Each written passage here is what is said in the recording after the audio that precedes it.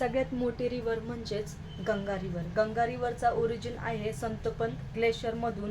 तर धौली गंगा आणि संतपंत ग्लेशियर हे दोन एकत्र येऊन विष्णुप्रयाग हा तयार होतो. तर पिंडर गंगा आणि अलकनंदा या दोन रिव्हर एकत्र आल्या तर कर्णप्रयाग हा तयार होतो. तर मंदाकिनी आणि अलकनंदा या दोन रिव्हर जेव्हा एकत्र येतील तेव्हा रुद्रप्रयाग हा तयार होईल. तर भागीरथी आणि अलकनंदा या दोन रिव्हर एकत्र आल्या तर देवप्रयाग हा तयार होतो.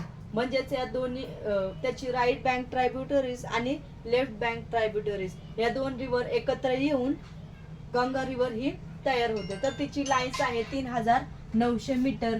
तर ती 4 स्टेट मधून जाते. फर्स्ट म्हणजे उत्तराखंड, यूपी, बिहार आणि वेस्ट बंगाल. तर तिची लेंथ आहे 2525 किलोमीटर.